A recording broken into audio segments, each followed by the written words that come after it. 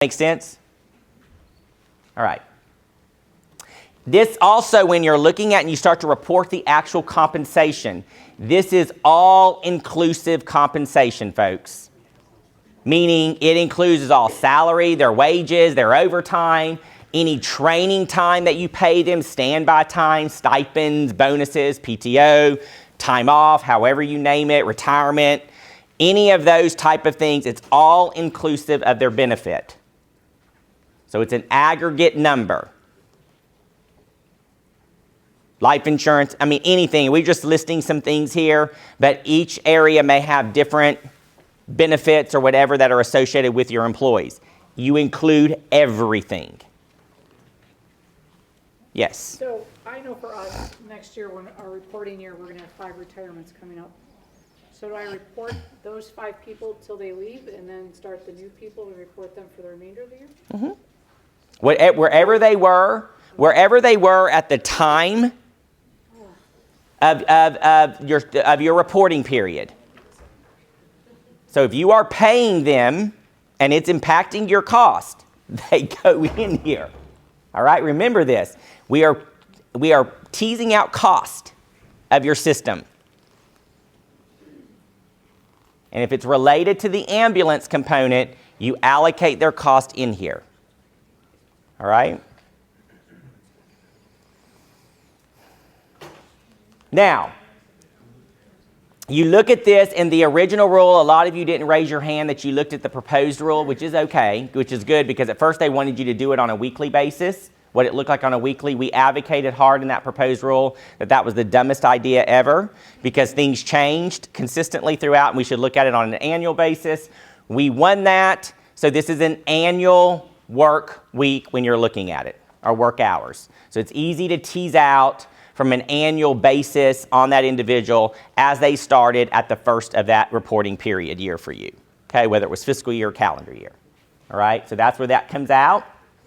And it's all labor components except for your contracted labor. There's another area that you'll do contracted labor. Okay, so if they're paid W-2 or they're volunteer, meaning they make less than minimum wage for you because you're paying a stipend or whatever, if they're contracted, there's another way to do contracted work. And that would be for a lot of support people. Sometimes you might use temp services, different things like that. That's kind of what we're talking about, contract. You might use nurses and contract with the agency to provide you nurses.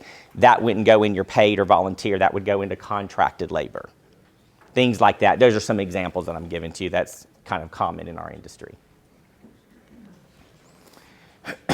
So your hours worked. This is easy to get out of your scheduling. Don't complicate this.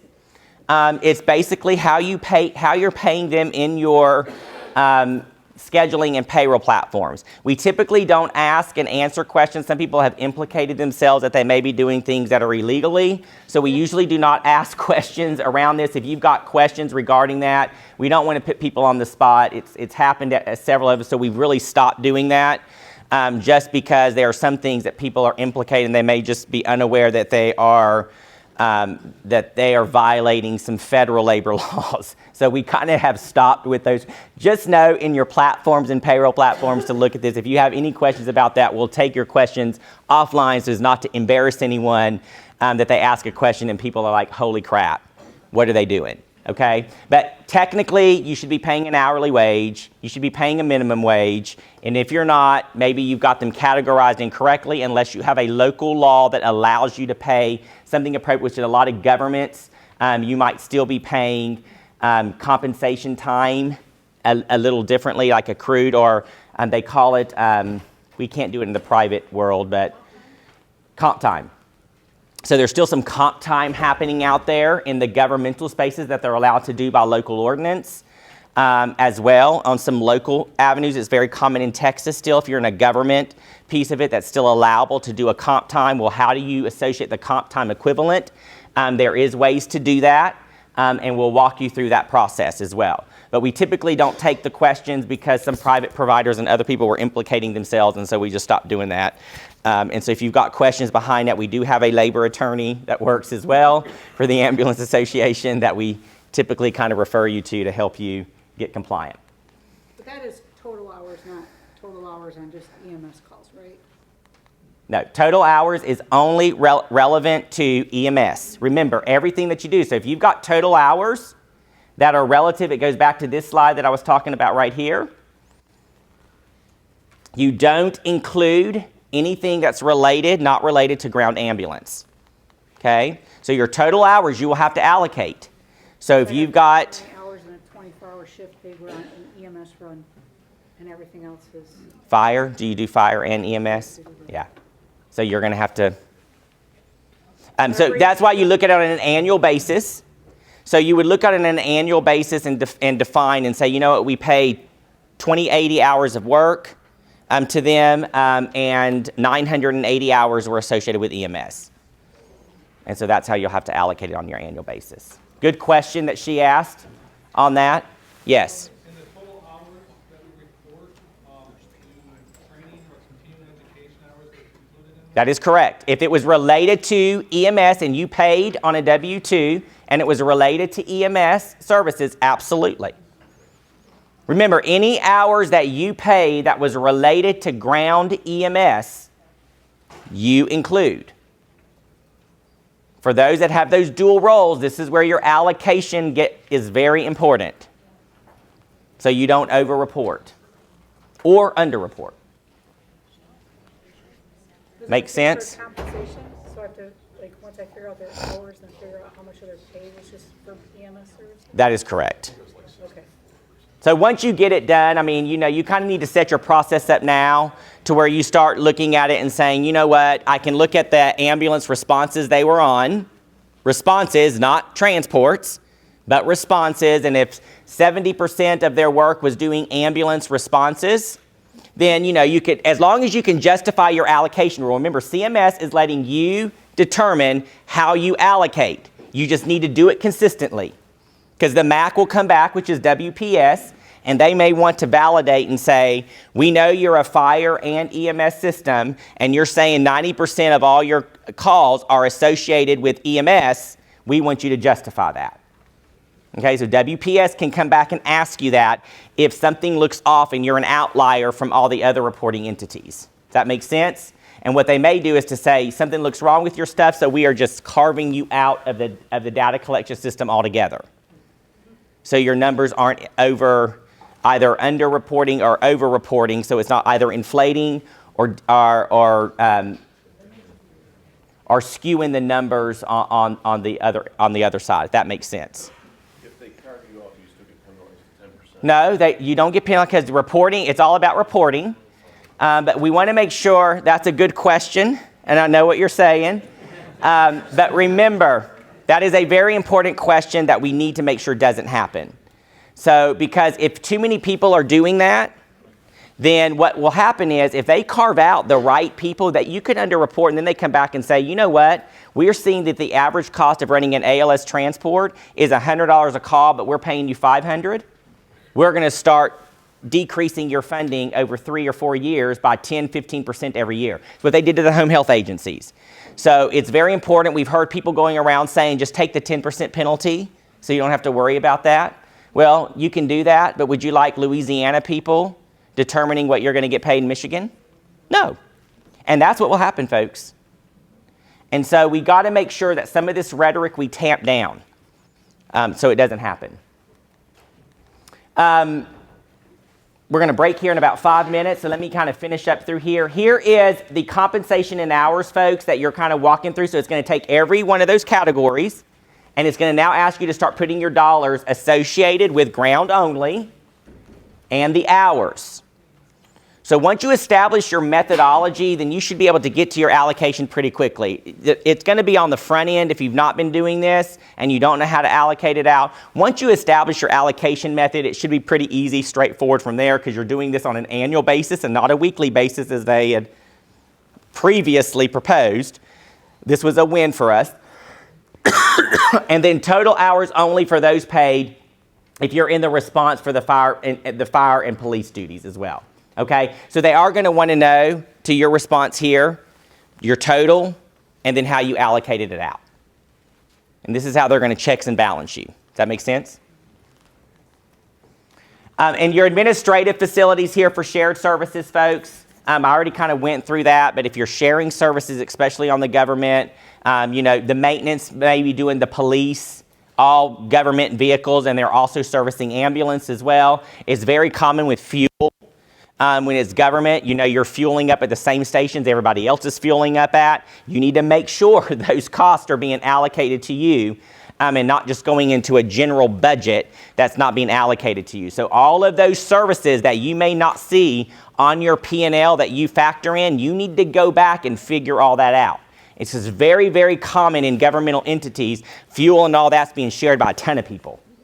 And so you need to make sure you're allocating all that out appropriately. Here's how you do the same exact concept for all your support staff.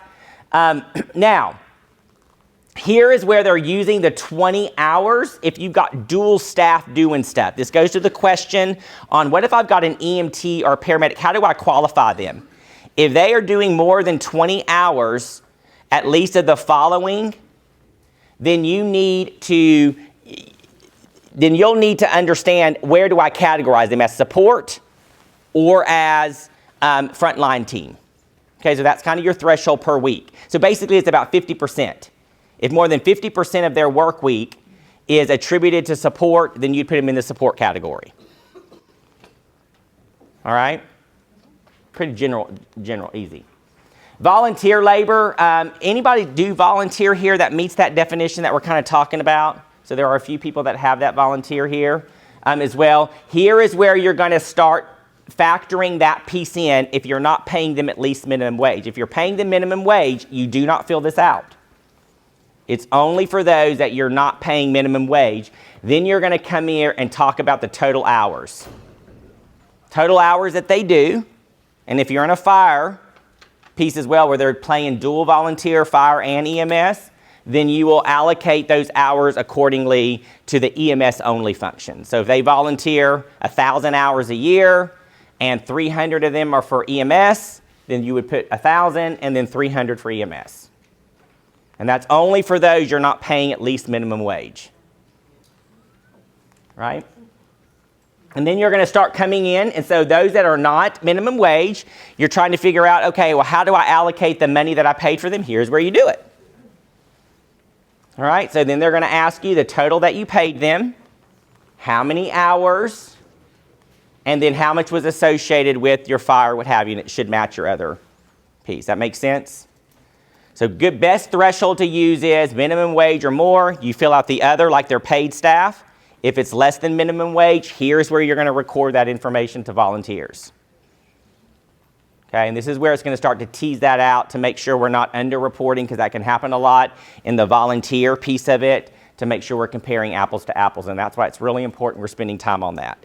And a lot of people don't think we do volunteer because they don't have volunteer in their name. And that doesn't mean anything. Just like nonprofit doesn't mean you don't act like a for-profit company.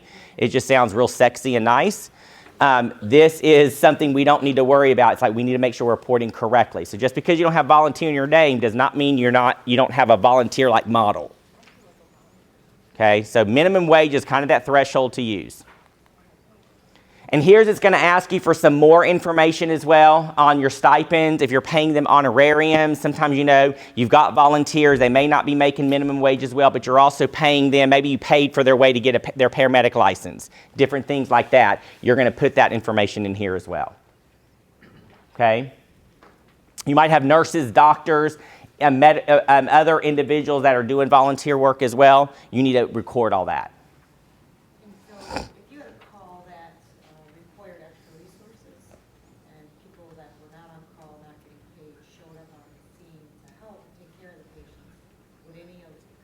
Now, if they're not employed by your NPI number, if they're not under your NPI jurisdiction, they are, then yes. Okay, that's volunteer. And then if, say for instance, it was a nurse, they're not on call, you're not paying them a stipend or whatever, but if you need them, you pick up the phone and call and they'll come if they're available, and then you give them a stipend for doing that. You would still consider them a volunteer. And how many hours do you have of that? I've got 5 nurses that do that total 20 hours a year. And so staffing that are under that NPI number, an EMT, not scheduled that day, had the day off, but showed up for